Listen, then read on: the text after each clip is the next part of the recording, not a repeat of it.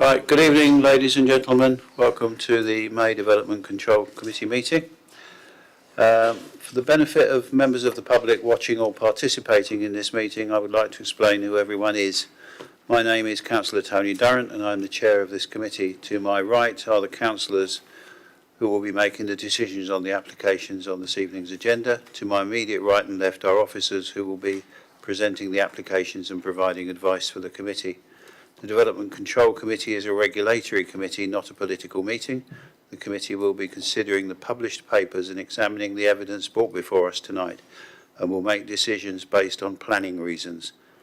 We are guided by national and local planning policy and guidance.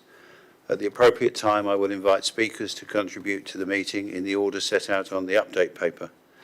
May I ask all speakers, including visiting members, to speak clearly and to keep the points made on the application to material reasons only. No further dialogue between members of the committee and speakers will be permitted once questioning has finished. All speakers will be reminded of their permitted speaking time and will be advised when there is 1 minute remaining. May I ask all committee members to avoid repetition and keep comments on each planning application to a maximum of 4 minutes. This evening we have 4 applications on the agenda. And we should finish before 9, around 9, but it'll take as long as it takes. I understand that planning can be emotive, and I ask everyone in the room to remain polite and professional throughout the evening. Thank you.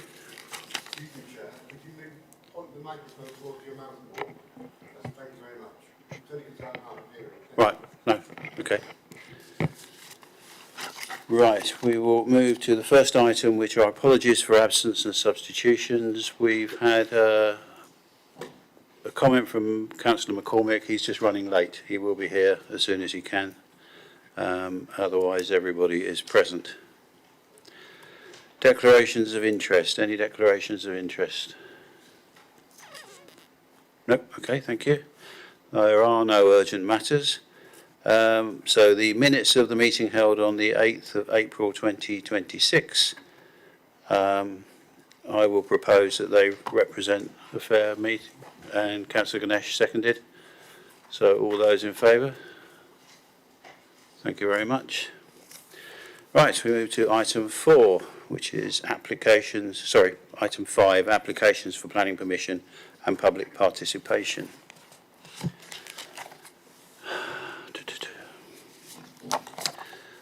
We will move to item 1 and the officer will introduce the planning application.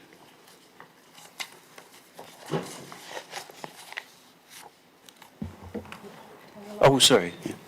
Thank you, Chair. So item number 1 is a land off Pentley Close in Overton, and it's for the erection of a dwelling house following the demolition of an existing building. The application is recommended for refusal for 2 reasons. The first being that the proposed development, by virtue of its location, position, plot size and manoeuvring space, would cause harm to the character and appearance of the surrounding area and would represent an overdevelopment of the site, contrary to the NPPF, the local plan and the Overton neighbourhood plan. The second refusal reason relates to by the virtue of the close siting to 7 Alexandra Road to the rear, when combined with the differences between levels between the 2 sites, would result in unacceptable overlooking to the private amenity space and rear elevation of the neighbouring dwelling, and would be adversely harmful to the amenities, the occupiers, and contrary to policies of the NPPF, Basingstoke and Dean local plan, and guidance within design and sustainability SPD. We do have an update, which is an update paper on page 3. So a viewing panel occurred on Friday of last week, on 15th of May, and council showed around the site and levels were noted. The updates as a result of questions at the viewing panel was that the ground floor window at 1 Pentley Close is served as a toilet with the doors to the side, which serves as side access, and also a section plan has been submitted to confirm that the ground level of the proposed dwelling would be 1.5 metres higher than that of 7 Alexandra Road, and the section plan that's been provided as a part of the update is on page 4 of the update paper. Thank you. Thank you. We have a number of speakers. When I call your name, please come forward to sit in the seats on the right-hand side, your right-hand side, and you will have 4 minutes to speak. I will give you 1 minute warning The 4 minutes will start when you press when the red light comes on. So the first speaker is from the Parish Town Council, Councillor Jane Dooley. If you'd like to come forward.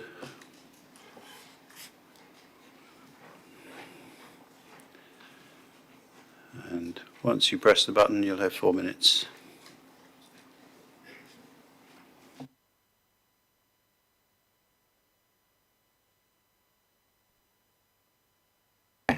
Thank you. The Overton Parish Council response to the planning application to build a new dwelling in the rear garden of 7 Alexander Road. The Parish Council has reviewed the application, and originally there was no objection to the principle or design of the actual proposal. However, we do have significant concerns regarding access, and in particular the management of construction traffic, which we feel has not been adequately addressed. Firstly, the applicant suggests construction access would be via Alexander Road, which is a narrow residential cul-de-sac of around 15 dwellings, with a very limited space for vehicles to turn or pass. In practice, there's truly only one location that's realistic where a larger vehicle might turn round. We consider it highly unlikely that construction traffic could be accommodated here without causing obstruction, disruption and conflict with residents. The National Planning Policy Framework is clear that development should only be prevented or refused on highway grounds if there would be an unacceptable impact on highway safety, or if the residual cumulative impacts on the road network would be severe. In this case, the Parish Council considers that introducing regular construction traffic into such a constrained cul-de-sac risks exactly this kind of impact. In addition, access to Alexander Road requires vehicles to travel along Greyhound Lane, which prevents further challenges. It's moderately steep road, currently constrained due to the poor surface condition, effectively operating as a single lane route in places. This makes it unsuitable for regular use by large or heavy construction vehicles, particularly those unfamiliar with the area. Secondly, while construction traffic is said to avoid it, the site itself is accessed from Pentley Close. This is also a very small cul-de-sac, of just 4 dwellings and, importantly, an unadopted private road. This means that any damage caused by construction activity or future use by the new occupier would not be repaired by the Highway Authority, but would instead fall on the residents themselves. Residents have already stated strong, consistent concerns, particularly about the risk of damage to the road surface and the lack of adequate space for manoeuvring. The Parish Council fully supports these concerns, given the size and layout of the close. It's most likely that vehicles would need to reverse into a confined space, creating safety risks and further potential damage to the road surface. Taken together, the Parish Council considers that the current access and constructions, arrangements are impractical and place an unreasonable burden on local infrastructure and residents. We therefore ask that the following be clearly addressed before any decision is made. Is there a robust construction traffic management plan? How will deliveries, constructor, parking and vehicle movements be controlled? And critically, what measures will be put in place to prevent damage to Pentley Close and to ensure that any damage is fully repaired at the applicant's expense? Until these matters are resolved, the Parish Council believes the proposal should not be approved in its current form. Thank you. Thank you. I'd like to remain seated if members have any questions. No? Okay, thank you very much. I'd like to turn the mic off and retake your seat. Thank you. Next speaker is Tom White. No? Okay. Then we then have Messrs. Lassiter and Taylor. You will, if you take a seat on the right, you will have 4 minutes between you. I'll give you a call at 1 minute to go, and when you press the red button, the 4 minutes will start. Thank you.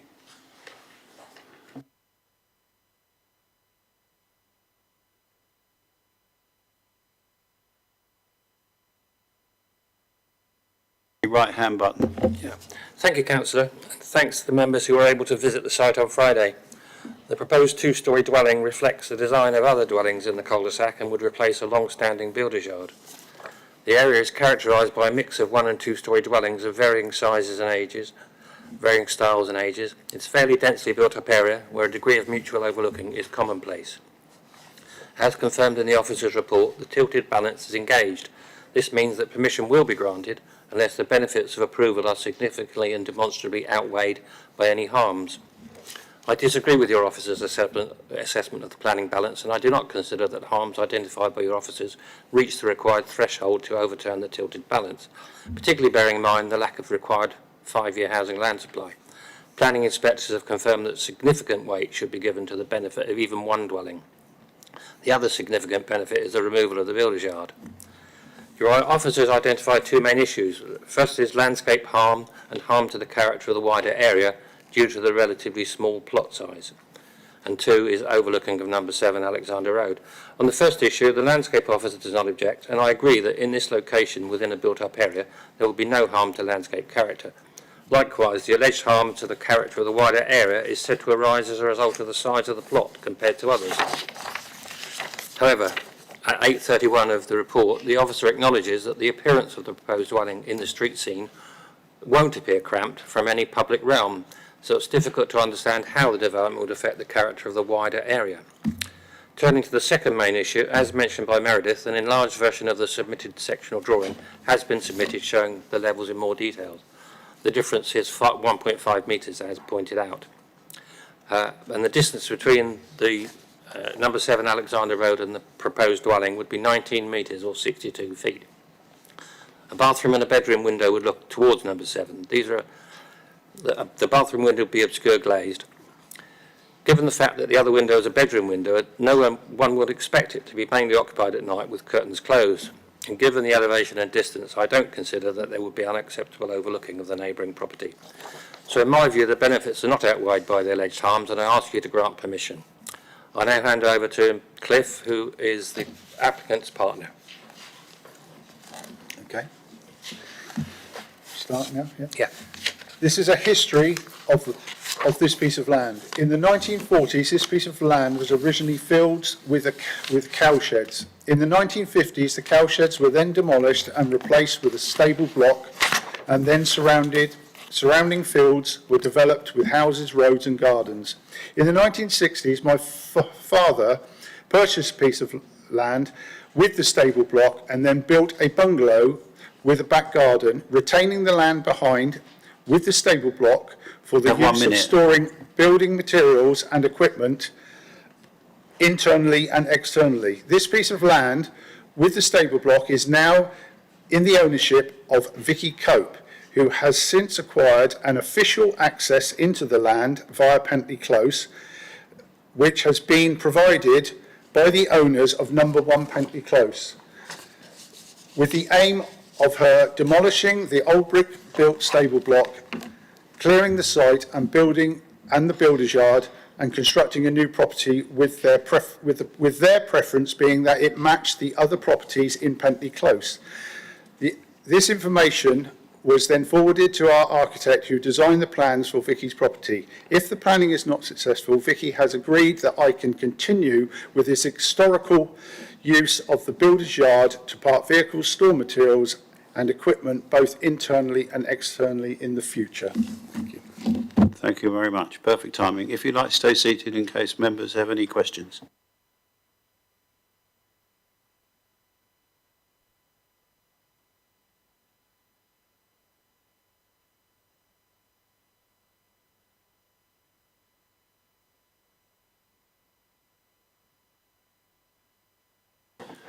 You'll have 4 minutes and a 1 minute warning. Oh, okay.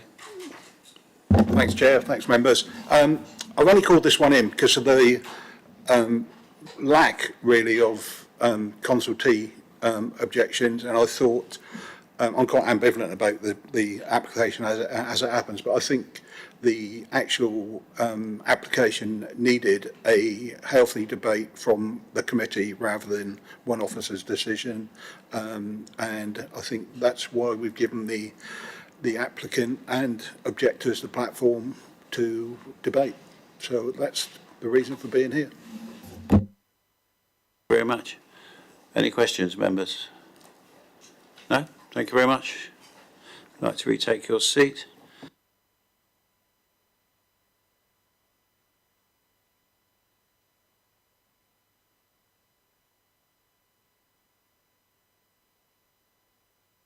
No questions? Okay, thank you. We will move to debate. Anybody have a view?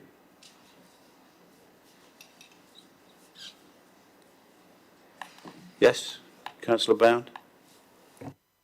Okay. Thank you, Chair. I had the benefit of visiting the site on, whenever it was, Friday? Friday, yes. And it looks very much like it is, so I think anything which is done to the site would be a benefit. However, we are here looking at a particular application on this site. It was very obvious from our visit how the level changed from our entering the site down to the bottom, to the boundary fence.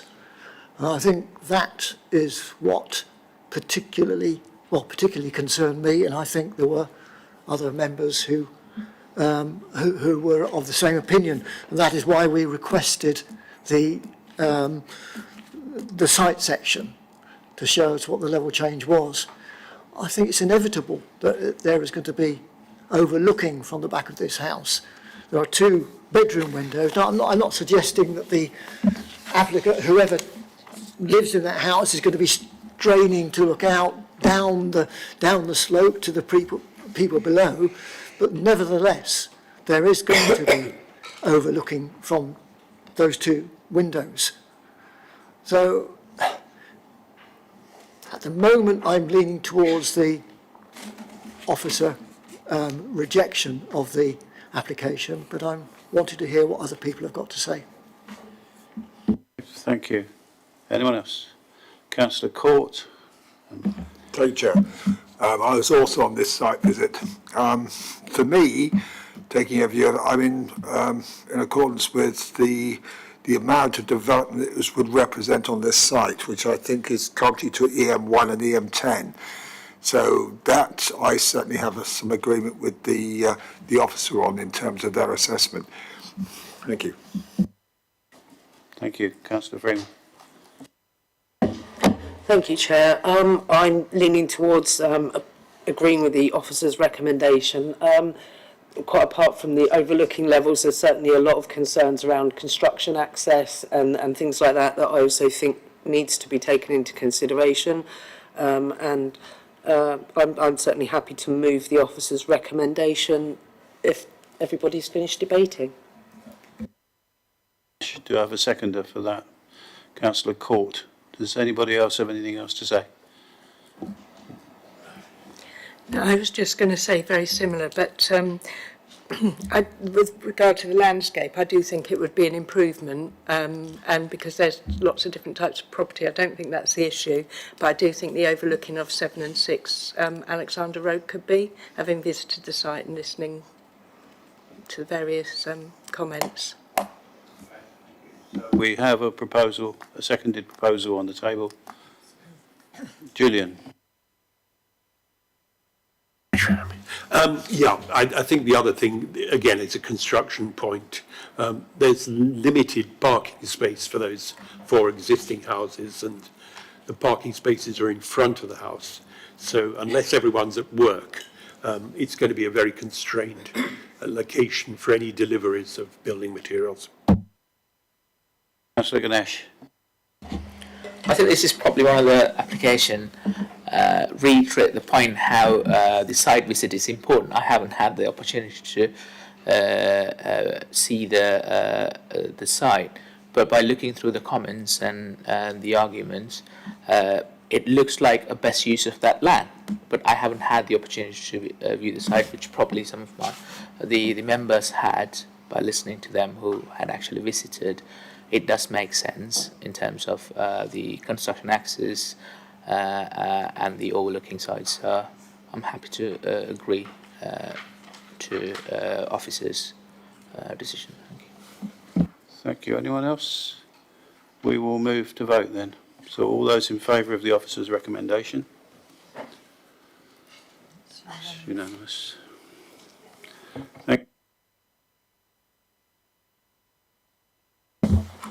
Thank you. That's item number 1 has been refused in line with the officer's recommendation. Thank you. Thank you very much. Right, we will move to item 2. If the officer would like to introduce, please.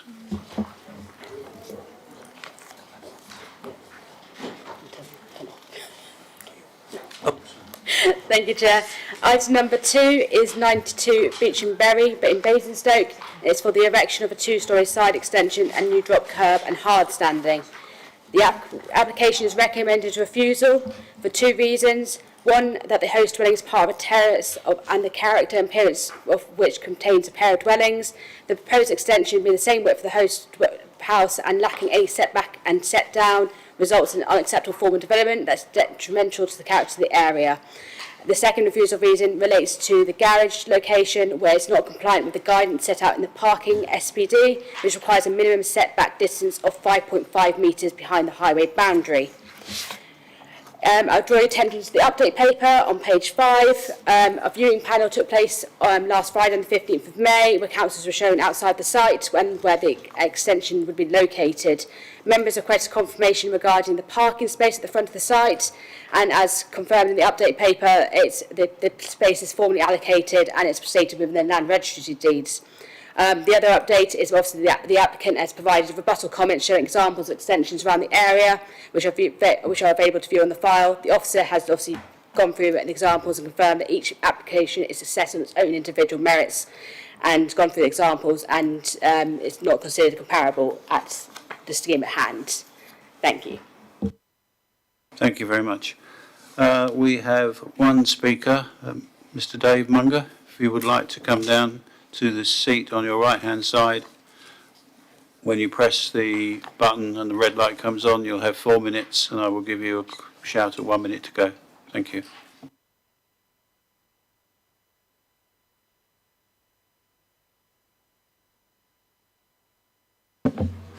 Okay, thank you. So the reason for refusal initially, because there were 2 instances, so this is back in December, January, was solely on not in keeping with the street scene, which I feel in the area there is no real street scene because every property does differ. I take the point on it being 2 beds in the area, but I assume every extension would change the character of an area. But in the looks from the front, I don't feel it would change that much. In the May refusal, the 3 points referenced in May, first one was development is unacceptable in principle under development plan policies. These are the issues I feel we weren't allowed to look at and remedy, as they were not issued until the beginning of May, after the application was submitted to committee. So nothing could be discussed further. So appeal would be the only option should refusal be upheld.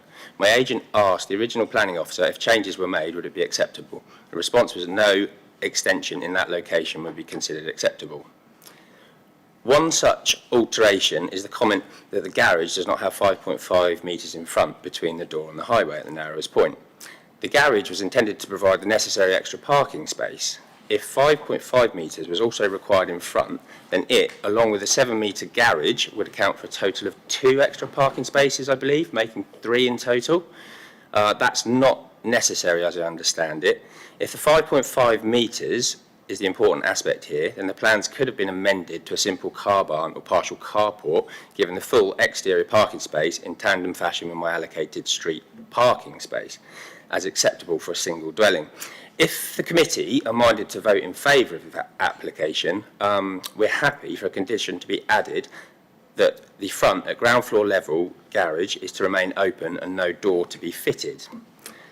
Another refusal comment was that the extension being on the existing highway, I have not asked to extend beyond this point, merely to replace my existing single-storey brick wall boundary, which sits adjacent to the footway along the side currently. The proposed extension falls within my curtilage and not on land in others' ownership. Also worth mentioning, as we say, we highlighted other granted plans. 88 Beechamberry, 4 doors down, has a very similar extension where the gable, brick gable, is right against the footway, exactly the same as what we had in our plans. So that, I think, is similar.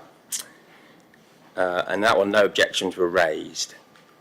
The other point was, obviously, it was not fully levied. It may have been suggested that I didn't seek pre-planning, but this isn't the case. We've gone through this, and I did have a pre-planning meeting. You have 1 minute remaining. On Wednesday, the 9th of April, and the officer I spoke to then, I guess she looks at Google Maps and stuff. The only thing I was told to look at was that highways may object to the sight lines changing. And I was told to take photographs, go to highways, and highways came back and said they would have no problem, and I believe that their official response is they made no objections to this. I also looked at the planning policy M10. I don't fully understand it, but the main thing I got on that was with light to my neighbours, and I don't feel there's any adverse effects for that, but nothing's been raised. And I see in the notes here, the other point was made about the levels between the brick boundary wall and the floor level of the house. The floor level of the house is very high, so whilst it does look like it dips down, the house is actually quite high for the floor level. So I couldn't tell you if it is exactly level now, having only just seen it, but it is something that has been considered. Okay. Thank you very much indeed. Could stay seated. Members, any questions? Councillor McCormick. Chair. So you mentioned the floor level of the house. So I noticed there's a back door and a back window on the extension and a back door on the existing property.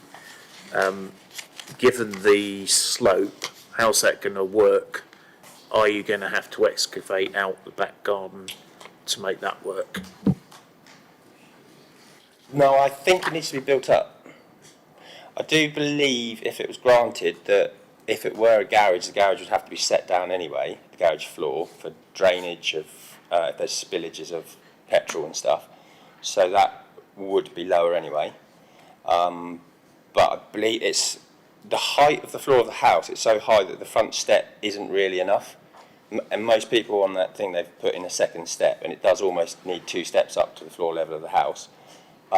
So those levels, I'd be happy for something to be put on it that needs to be checked out, but the architect didn't see a problem with it because I get it, the footpath, it sort of drops down, but then the house is back up again. And I would imagine when they first designed it and planned it, that's why the levels are so high and why it was taken into account. But yeah, that's only just popped up now, so I can't say too much with certainty without a level. Okay, thank you. Do you have a supplementary? No. Anyone else have any questions? Okay, thank you very much. If you'd like to press the button and return to your seat. There are no other speakers, so we can move to questions to officers. Councillor Court. Thank you, Chair. At the bottom of the supplementary notes on updates for this, it mentions that the officer's gone through all of the examples and confirmed that the examples given are materially different, whether they're either not corner plots or whether the ridge lines are different. Does that cover the comment that was made by the applicant? Yeah, the applicant submitted the information to us as it's said in the first line. So obviously we reviewed the applicant's details he submitted to us, all the photos provided, and obviously with everything set on individual merits and not considered that anything was comparable to change the recommendation. Yep. Just a supplement. So in that case, the comments have been made here, more or less cancelled up what's been said. And your recommendation is the same. Correct, the recommendation is the same. It's just obviously we had the applicant submit the additional information beyond the obviously the original paper, so it was something we had to consider in between that time frame of the original committee paper and update. That's fine, thank you very much. Thank you. Anyone else? Councillor Jones. Yeah. I wonder, could you clarify, the floor of this is going to be below the level of the ground where the footpath is. Will that mean that the outside of this new wall will have to be sealed to prevent leakage from the outside, and will that then encroach on the public realm? The So obviously, in regards to sort of the sealage and etc., obviously that'd be more for like the building itself. Obviously, it'll be building control and stuff like that to make sure it's obviously built correctly in a safe manner. And obviously, in relation to the footpath again, what we've got on the plans, they're obviously building within their curtilage on that side. They're not going into the footpath as demonstrated on the plans. So it's obviously their due diligence to make sure that they don't do anything incorrect in that regard. Thank you. Any more questions? Okay, thank you very much. We will move to debate.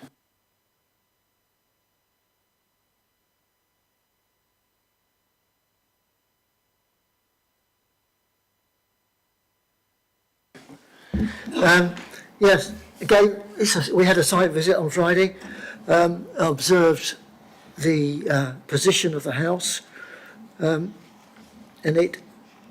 it's very, very, very narrow as a house, and I can quite understand why the applicant would want to try to extend it. But to my way of thinking, the extension is too big in relation to the house as it is. It's almost double the footprint of it. Additionally, the wall which exists at the moment, there was a photograph which showed, I think, the wall and the house. That one. Well, a side one actually, rather than the front on. That one there.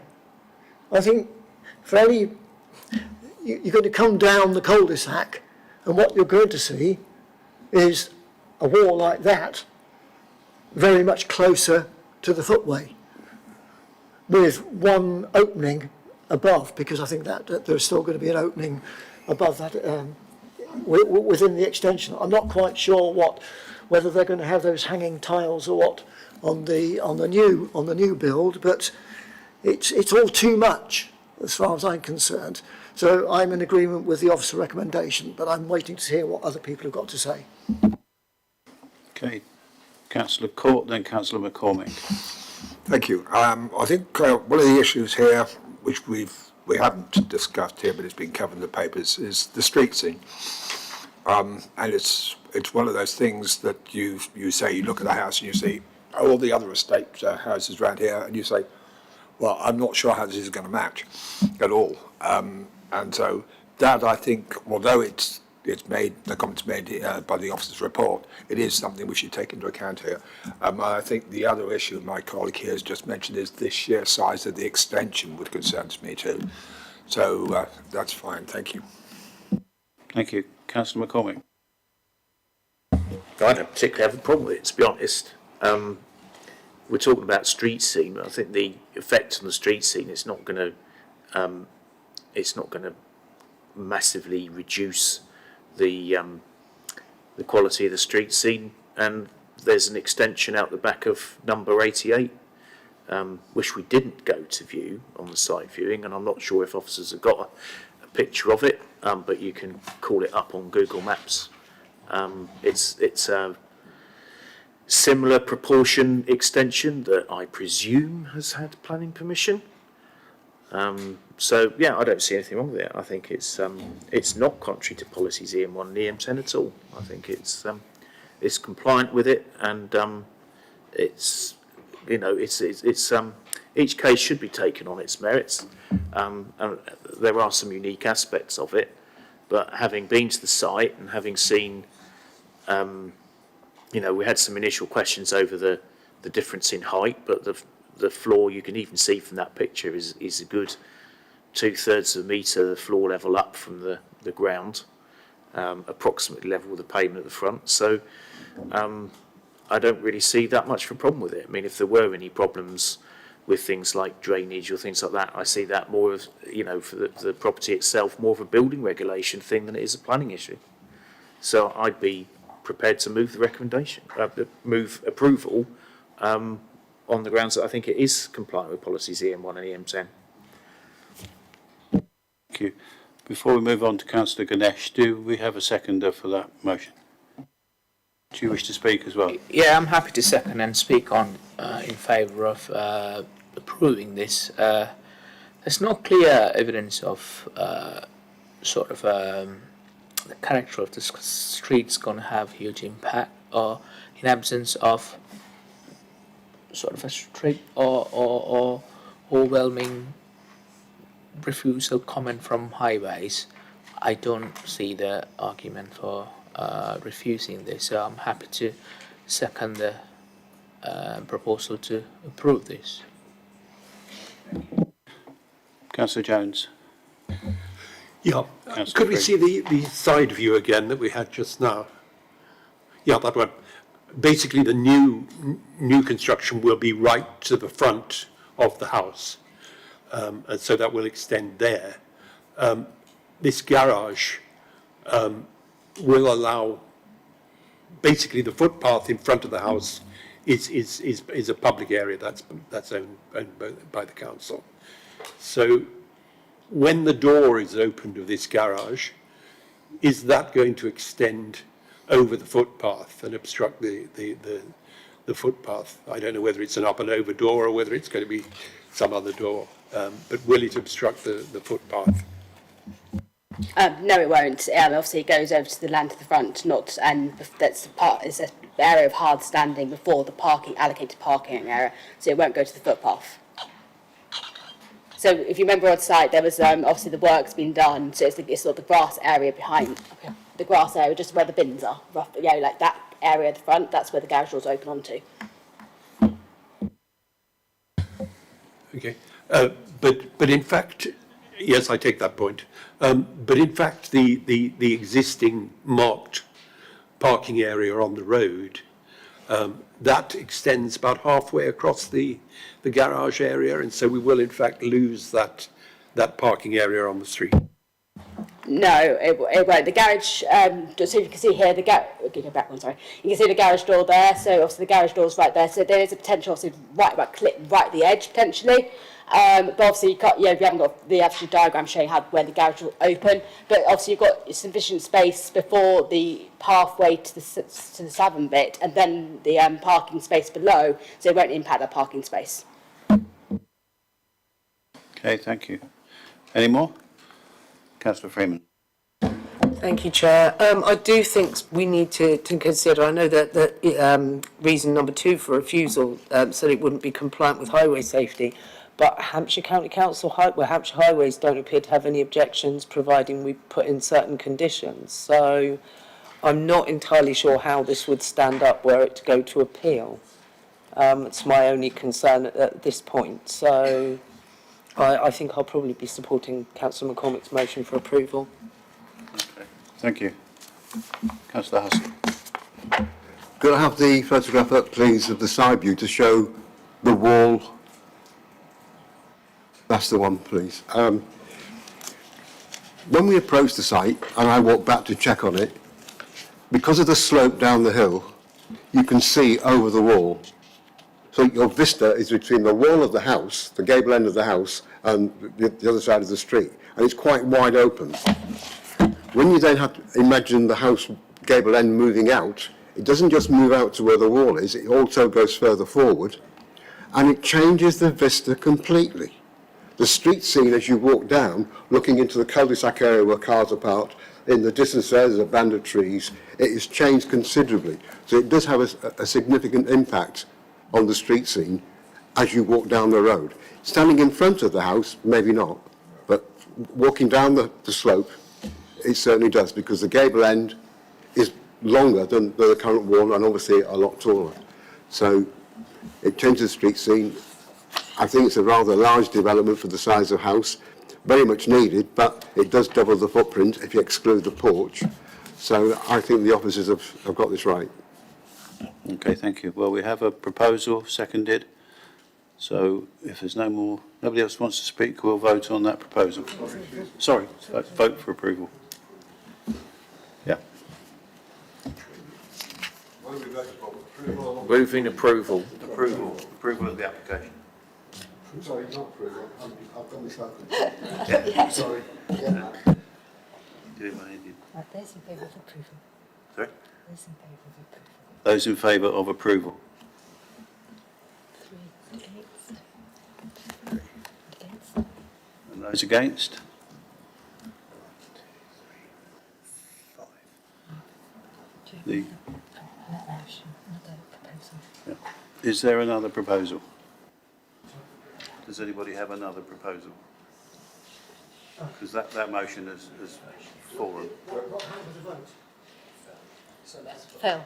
It fell, the vote fell. I just wonder what happened with the vote because I didn't hear it. Oh, sorry, yes. Vote was against the motion, so in favour. Vote for refusal. Seconded. All those in favour?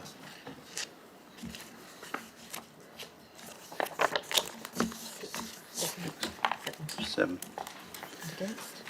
And against? 3.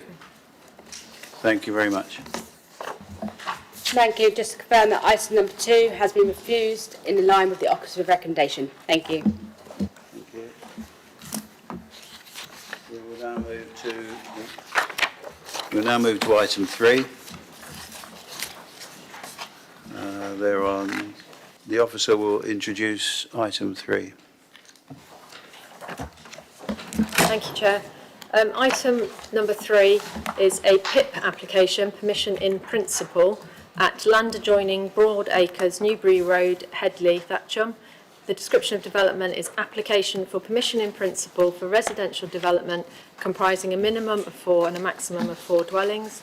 The recommendation is to approve based on the lack of a 5-year housing land supply, so although it's contrary to the SS6 and SD1 of the local plan, on balance, the tilted balance requirement, the officer has recommended approval. There is no update for this application. No, thank you. We have 2 speakers. First to speak is a Mr. Herson. If you would like to come forward, you will have 4 minutes from when you press the button on the right-hand side, and I will give you a call at 1 minute to go. Thank you.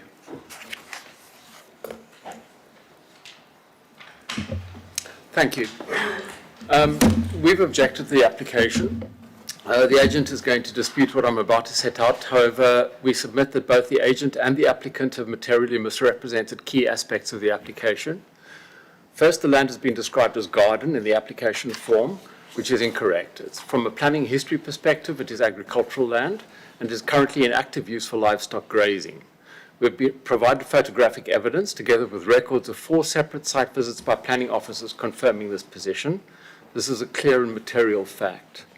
Second, the unidentified structure shown on the submitted drawings immediately adjacent to plot 1 is a functioning livestock barn. There were lambs lambing in it this spring. It was fully described in the 2015 application for its construction, including a county parish holding for the wider site, reinforcing the context. This omission, again, is significant. The proximity of residential development to an operational livestock building is a well-established reason for refusal. So this omission is a material omission in the application documentation. Thirdly, the application asserts that our neighbouring property is screened by an evergreen hedge. This again is incorrect. There is no such hedge. Instead, there's a boundary of deciduous trees along the boundary of our land, which doesn't provide effective year-round screening. The site remains clearly visible. I've provided photographs that show clear visibility of that site from our garden. Reliance on summer imagery, such as Google Maps, is misleading in this regard. Again, it's a material consideration to the application. Despite these inaccuracies clearly being evidenced and brought to the attention of the planning department, the agent has continued to repeat them and has introduced further misleading statements, including the suggestion that we requested retention of a hedge that doesn't exist and where the trees are on our own land. In light of this, we respectfully challenge the planning officer's conclusion that there is no evidence of knowingly misleading information. The matters that we've identified go directly to material planning considerations and could not reasonably have been unknown to either the applicant or the agent. Our submissions included photographs, detailed planning history, and extracts from other officer reports. There's also a clear pattern of the applicant asserting that the land has always been used in a manner consistent with whatever application they're making at the time, which is not supported by any evidence. Granting consent in this case would in effect facilitate a lawful change of use from agricultural to residential without the usual safeguards, including the established 10-year period that most people have to comply with to apply for a lawful change of use. And the Town and Country Planning Act 1990, Section 65 and or 194, particularly address the consequences of making false statements in applications. They are criminal offences. In any case, this type of development is uncalled for. You have 1 The minute. neighbourhood plan and general market trends in the area argue against large 4-bed homes, and we have a surplus of them already approved and or built. Existing homes on the A339 built in the past year or two have remained unsold for a long time. The development at Cat's Farm will add to the supply.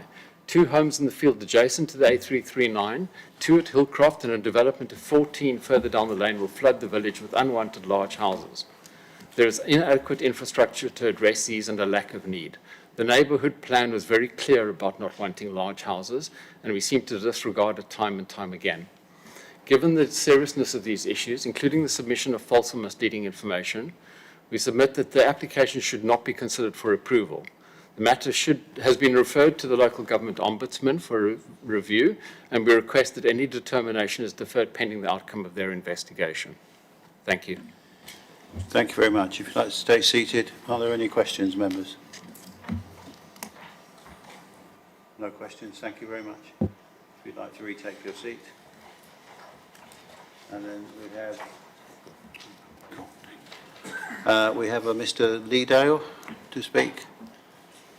You'll have 4 minutes. I'll give you a call at 1 minute to go. Thank you. Thank you, Chairman, for allowing me to address the committee. Our PIP application is in effect an outline planning permission seeking agreement on the principle of housing development.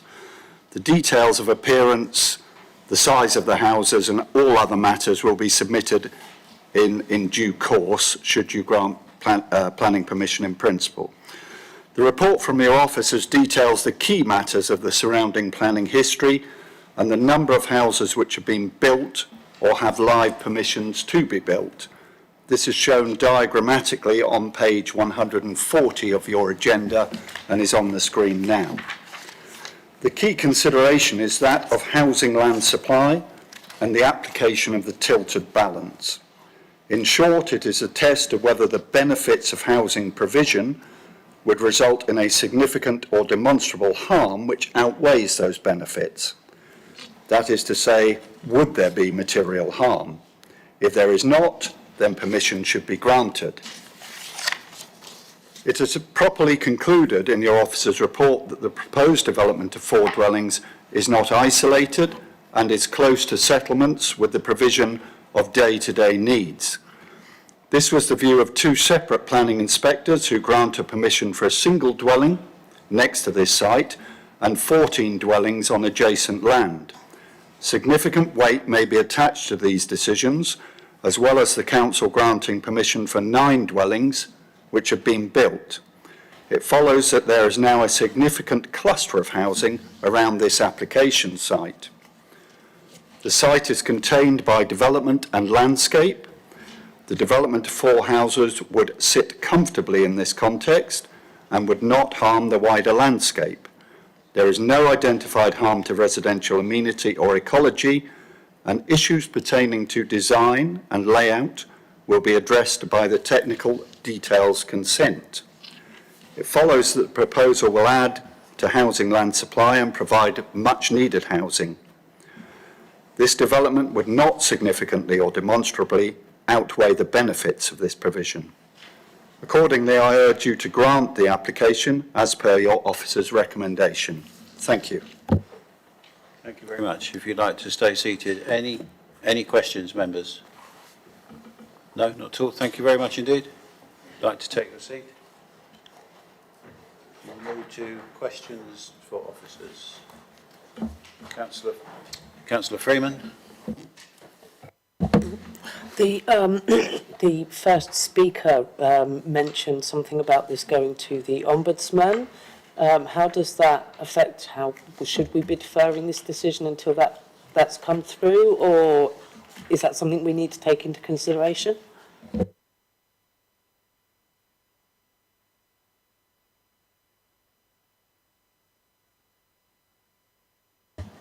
The Ombudsman only looks at things after the complaint process has been through, but generally he's concerned with matters of how something is handled, not the principle of the development.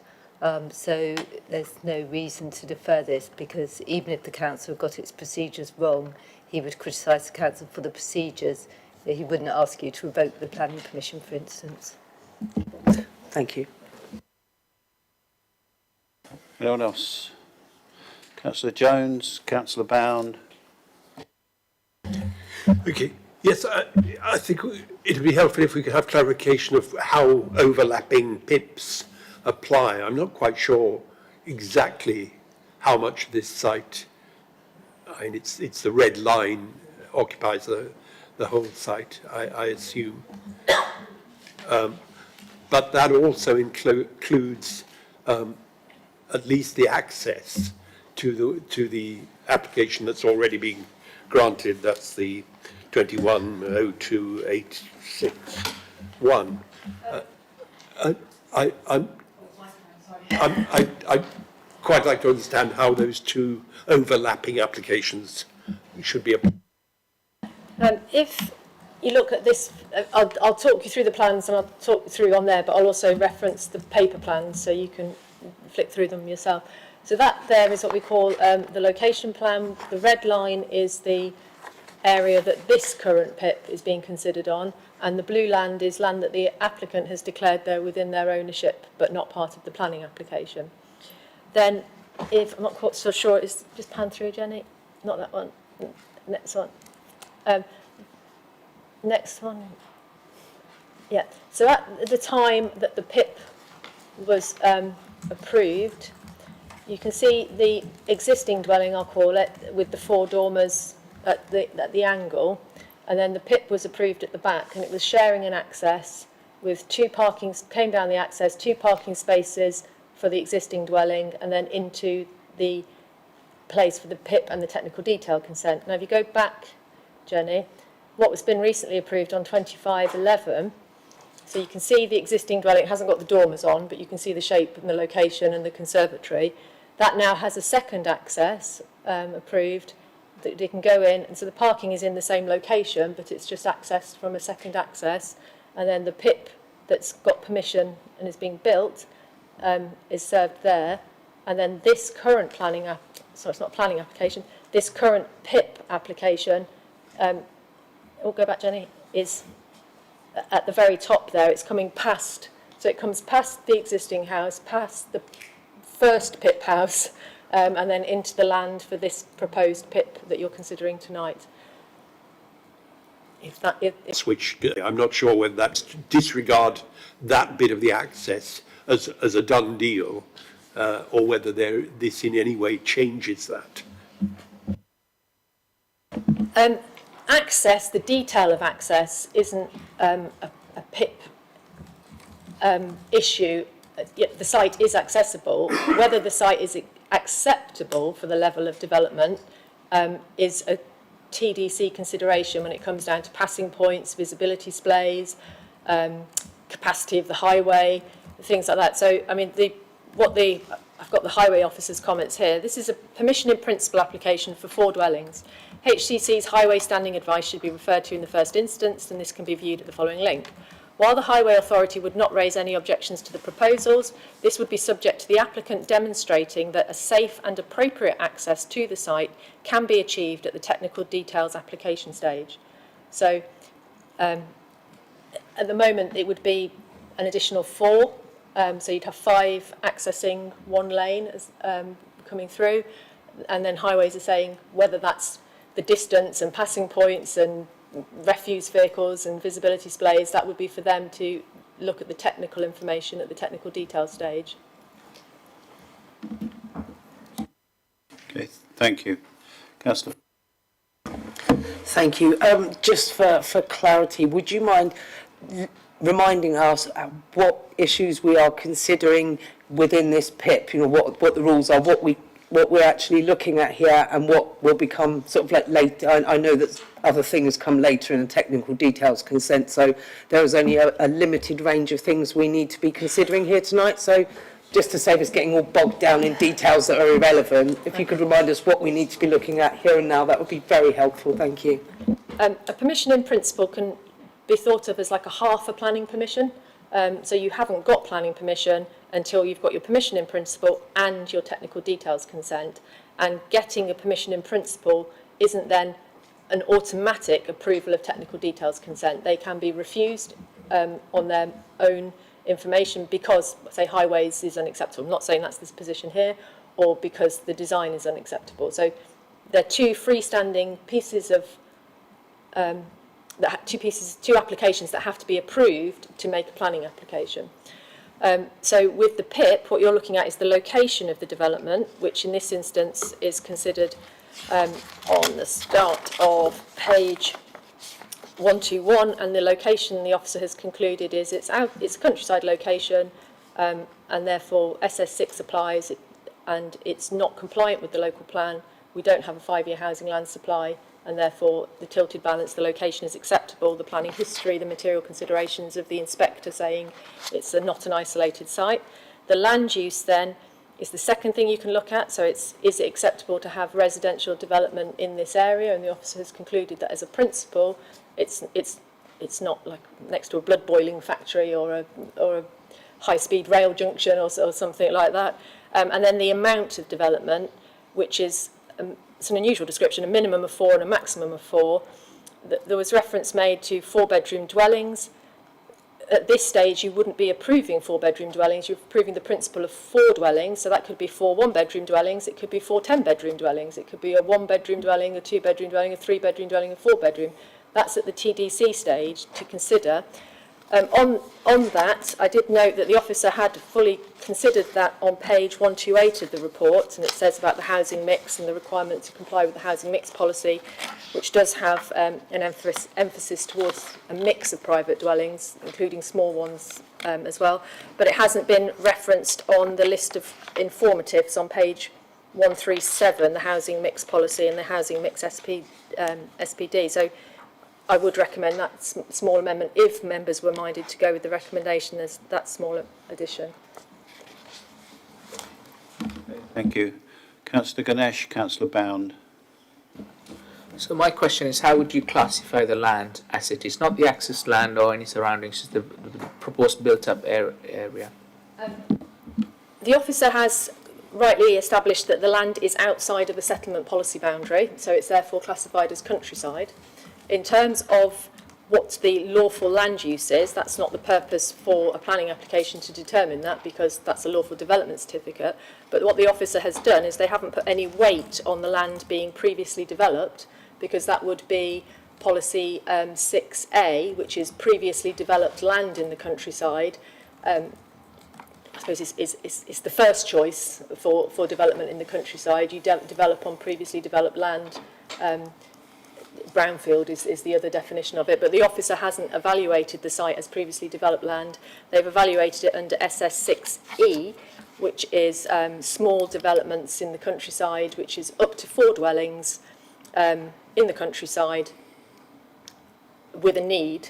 And so the officer has evaluated it. It meets the small development of 4, up to 4. So it meets the small cluster, but it doesn't meet the need. So the officer has concluded that the most relevant was SS6E, but it fails SS6E, so it therefore is not supported by the countryside policies, and it's not supported by the spatial strategy.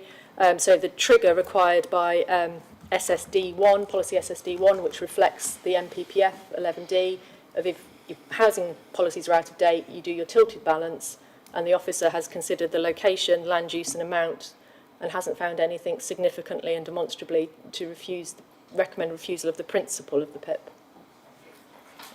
Councillor Bound. It's already been asked. Thank you. Thank you.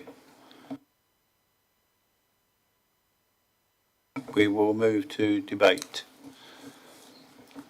Anybody wish to start? Councillor Freeman. Thank you.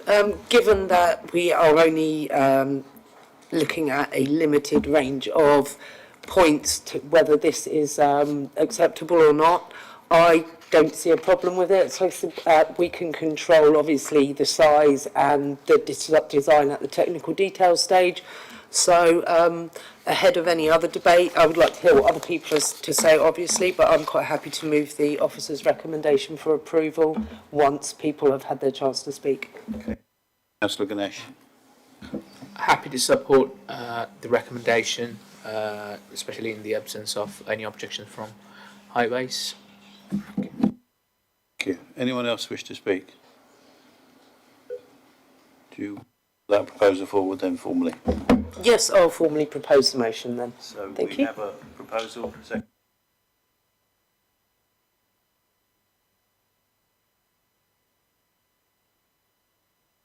Yes, with the extra condition that the officers suggested.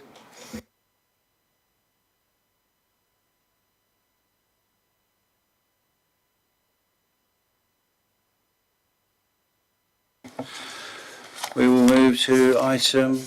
Sorry, yes, Officer. Can't speak. I can confirm that the permission in principle has been approved with the additional informative referring to requirement for the housing mix policy and SPD. Thank you very much. We can move to agenda item 4.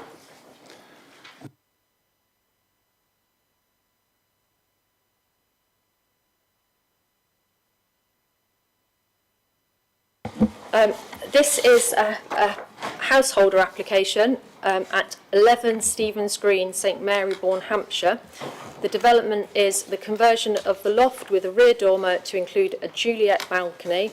The recommendation is for approval and there is no update to this application.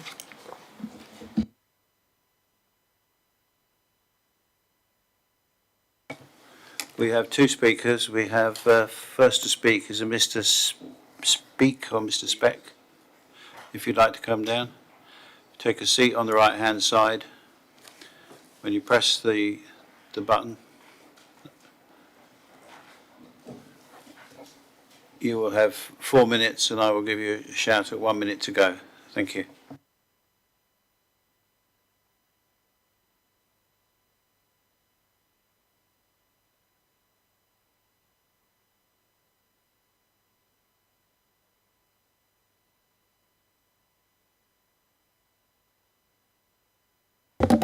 Yeah. Right, good evening. My name is Alan Speaks. Myself and Tina live at 12 Stevens Green, which is the other half of the semi. Oh, good, there's some pictures coming up because none of my pictures appear to have come up as yet. When my neighbour mentioned to me that they were looking to convert the attic, which will then give them 3 floors of living space, he advised me it would be with Velux windows to the front of the property with a dormer at the rear. I naively expected the dormer to be a normal, relatively unobtrusive pitch roof and window type construction. I was taken aback when I eventually saw the plans, which just looks for all the world like a shipping container has been transplanted into the rear pitch roof. The architect comments that the proposed dormer is modest in size. It is not. The planning application asks, can the site be seen from a public road, footpath or bridleway? The answer is given as no, which is incorrect. Footpath 29 runs directly behind the rear of the properties. Will it be visible from the road? Stevens Green and Hurst Copse, it will be visible from both of those. The architect states there are no overlooking concerns. Again, this is incorrect. The rear gardens of numbers 9, 10, of course 11, 12 and 13 Stevens Green will all be overlooked, together with the Bancroft and properties in Spring Hill. The architect's picture of views over the valley is extremely misleading. It's taken at ground level, 7 or 8 metres higher up, where the current roof is. The view will be of the complete whole of my rear garden, patio, decking, barbecue, etc., from the oversized windows and the Juliet balcony. The windows and the Juliet balcony will also look directly into the lounge of the Bancroft, which is directly opposite number 11, on the other side of the footpath, which the architect forgot about. The owner is very concerned. The several objectors whose comments you already have tend to focus on similar things, which again tend to differ from the architect's reason for the building to be constructed. He says that it remains subordinate, sympathetic and visually recessive. He also asserts in his proposal that it will be more sympathetic than the existing built form, which is a construction that's already there and of just a blocks as such. Objectors' comments that the sheer size of the block-like structure will be neither aesthetically pleasing nor in keeping with the local architecture. There is a risk that together with the two existing extensions, the property will become a visual abomination. The extension will be overbearing and completely overlooking number 12 Stevens Green. There is a potential for further light pollution to both the north and south of the property in the St Mary Bond Conservation Area, which has always prided itself on its dark skies. What the proposed extension will do to the value of my property is a concern to me. And I've not seen any of my pictures up there at all.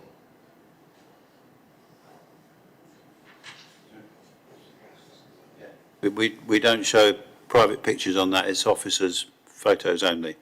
Right. Are presented to committee. Okay. Just about out of time. Yeah, finished. Okay.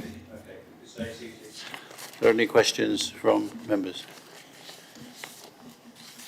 Councillor Court. Good evening, thank you for that. So your objections on the basis of both the principle and the size? The principle and the size, yeah. Okay, thank you. Anyone else? No? Okay, thank you very much. We've got three takers. Please take a seat.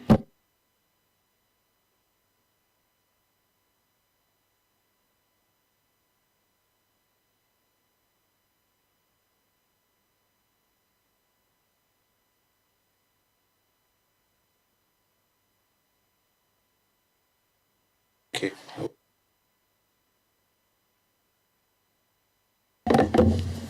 Okay, good evening, and thank you for the opportunity to speak.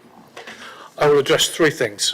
I will outline the development, I will make the case that has been reviewed by the planning authority as permissible, and then I will agree to the conditions of that permission. 11 Stevens Green is a 1948 ex-council house of a standard design that can be found in many locations locally. I have 2 teenage children in small bedrooms. We need more space now and for the future. This is a rear elevation loft extension of a type that is very common. I saw some on the journey here. You will note that the parish council has no objection. The house is pretty enough from the front elevation, but holds little architectural merit. The rear elevation has a 1970s flat-roofed first floor element, which is not pretty. This context is relevant because the proposed works are modest, rear-facing only, and designed to be more sympathetic than the existing structure. It is also important to understand that Stevens Green itself is a cul-de-sac of an elongated O. The geography of that O, where I'm located at the top, is that only my direct neighbours and the rear of the property have a view of the proposed new rear elevation. I understand that a qualified planning officer within Basingstoke and Deane has reviewed the proposal against all relevant local and national policies, and their assessment fully support the direct case officer's recommendation for approval. Specifically, I comment, For the front elevation, only 3 Velux windows will be visible, and I quote from the Planning Authority's report, no evidence has been found that the insertion of roof lights could not be carried out under permitted development, so no issue. For the rear elevation, I quote the Planning Authority report, when viewing the site from the public right-of-way adjacent to the rear garden, there is a dense boundary and views are limited. I further comment that the vegetation and trees have been maintained at the current state for at least 26 years, that's my occupation of the property, to my direct knowledge, and are not subject to change. The right elevation neighbour has not objected. Turning to the specific objections, I note in overview that the majority of objections mention light pollution. Now, there have been many extensions in the green that have added many more windows than I propose. I also understand that internal lighting used as an amenity is not defined as light pollution. The left-hand elevation number 12 and my direct neighbour and others further around the green have also mentioned direct overlooking into their garden. I'm not sure why other parties, bar my direct neighbours, would bring this up, as there is no or extremely limited line of sight. You have 1 minute. Okay. Also, I understand in planning that there is a 45-degree rule from the window centre line, and in this proposal, the fenestration faces the rear boundary and not over my neighbour's gardens. I also comment that with regard to number 12, that we are linked houses already, and we have views of each other's gardens and properties already. The conditions of this permission, I understand that the development shall be carried out in accordance with the approved plans. Within 3 years of the date of permission, the materials to be used in the external surfaces shall match the existing type of the existing building, and the Juliet balcony is not to be used as access to the roof as a roof terrace, and I agree to all these conditions. In summary, I've outlined the development and the reasons for it. I've made the case that it has been reviewed by the planning authority as permissible, and I agree to all the conditions. Thank you. Thank you very much. If you'd like to stay seated, any questions from the members? Councillor Jones. Yes, I was curious. You said the flat-roofed extension was unattractive. It wasn't clear to me whether you were suggesting it would become more attractive by virtue of this development. My first point, it will not be detrimental to the current view because it's not that attractive at the moment. Anyone else? No? Okay, thank you very much. If you'd like to press the button and return to your seat. We will move to questions for officers. Any questions for officers? No? No.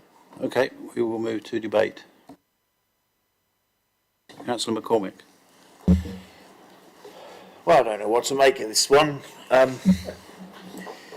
It is an already substantially extended, it's quite a large semi-detached property to start off with. It's been substantially extended already, and now we're having a loft conversion, which I would more usually associate with an urban environment where you wouldn't have the capacity to necessarily extend outwards, you're extending upwards. Granted, from the street scene you can see in that photo, the visual impact will be extremely limited because you can barely make out the existing two-storey flat-roofed extension out the back. But it does seem to be very out of character with the area. I will listen to what other people have to say, but it is a very cute. I'm surprised it is compliant with our policies, if I'm honest with you. Thank you. Councillor Ganesh, did you have your hand up? Yeah, thank you, Chair. I am sympathetic and the concerns raised around overlooking and loss of lights, but consider there's no evidence of any sort of harmful impact in terms of the parking or highway safety, and I'm struggling to think whether this would be not appropriate to or enough to refuse. So I'm still in the sort of mind of willing to listen to the members. Thank you. Councillor Hussey. Well, Councillor McCormick was a bit short for words, and he's not normally short for words, but on this occasion I'm not surprised. I can't think of anything complimentary to say about the design, but the issue which hasn't been raised is I think the three front-facing barracks windows do change the street scene. Yeah, absolutely. I think they're obtrusive. I don't know what else to say about this application. I can't think of any merits for it.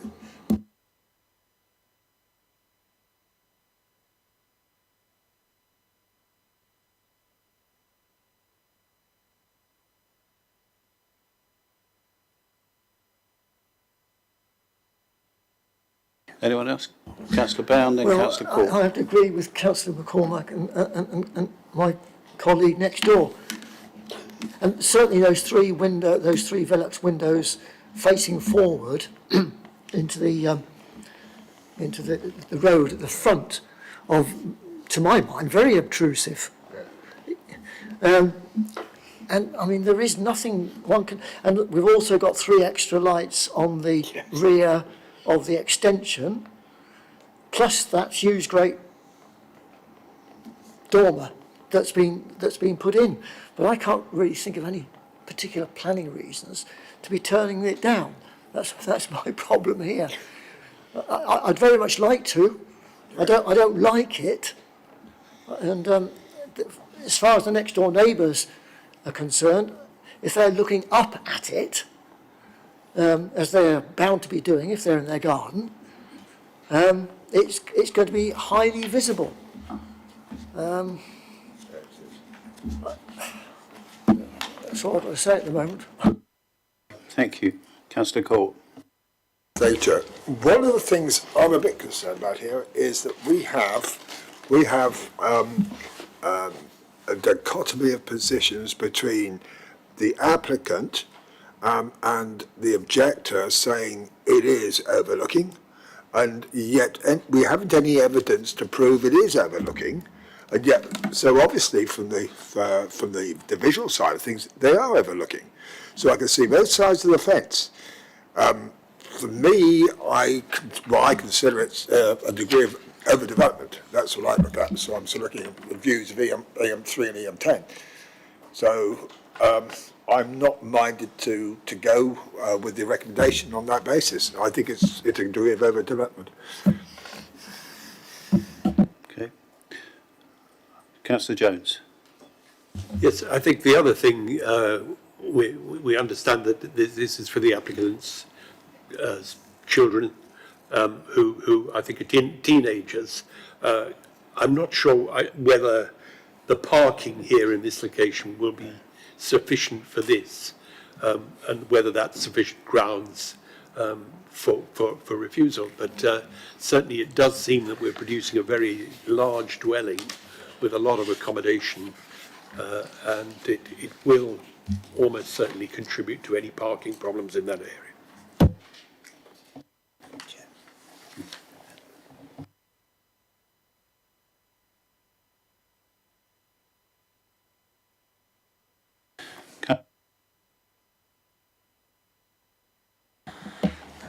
Thank you, Chair. Yes, I would propose not to support the officer's recommendation of this on the basis of EM3 and EM10 overdevelopment.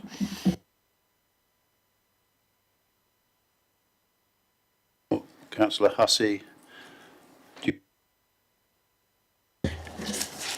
I've decided to object to the development on the basis of two factors.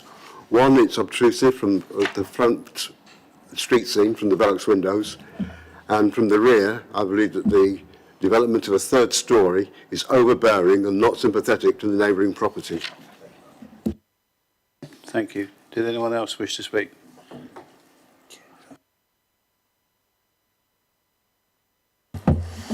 Councillor Court, as the person who put the motion forward, you need to be clear as to whether you agree with what Councillor Hussey has said or not. But just on the point of overdevelopment, I think the point Councillor Hussey was making was about overbearing impact on the neighbouring property just by its appearance. I had understood your point about overdevelopment being in relation to the size of the dormer relevant to the building itself. Which one is it, or is it both, I suppose is the query. Thank you, it's for both.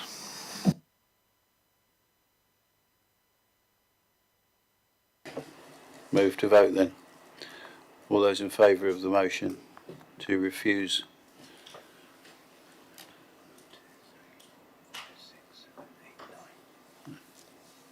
And those against? And abstain? Councillor Ganesh. Thank you.